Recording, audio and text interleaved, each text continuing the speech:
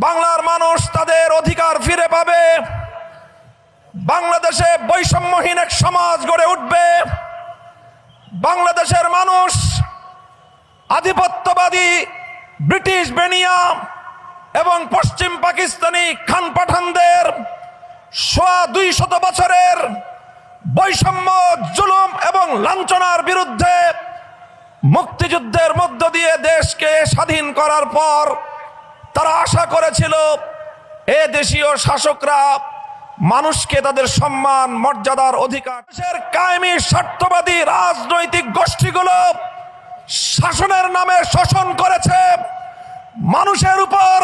তারা তাদের জমিদারি প্রভাব বিস্তার করার চেষ্টা করেছে। তারা বাংলার মানুষের অধিকার খর্ব করে, ক্ষুণ্ণ করে বাংলাদেশে গুন্ডামি আর সন্ত্রাসের রাজনীতি বাস্তবায়ন করেছে।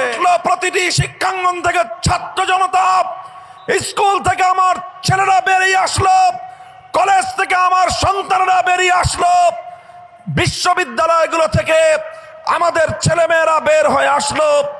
আলিয়া মাদ্রাসা, কওমি মাদ্রাসা, সব ভেদাভেদ ভুলে গিয়ে রাজপথে তারা জড়ো হলো। আমার তরুণ ছাত্র জনতা তিতুমিরের লাঠিয়াল হয়ে বাংলার রাজপথে আবার তারা জমিদারি প্রথার বিরুদ্ধে, রাজাগিরি, বাবুগিরির বিরুদ্ধে তারা বিদ্রোহ ঘোষণা করলো। আর পুরাতন সেই বস্তা পচা রাজ পরিবারের হাতে বাংলার মানুষ তাদের ভবিষ্যতের ভাগ্য বন্ধক দিতে প্রস্তুত নয়।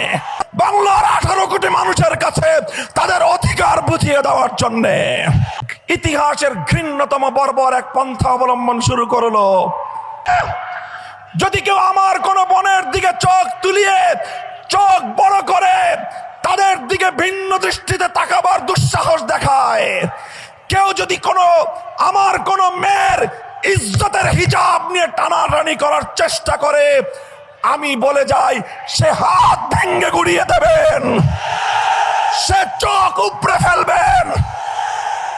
মায়ের ইজ্জত রক্ষা করার জন্যে, বোনের ইজ্জত রক্ষা করার জন্যে আমি বলি আমি কোনো আইন মানব না, আমি বিদ্রোহ করব।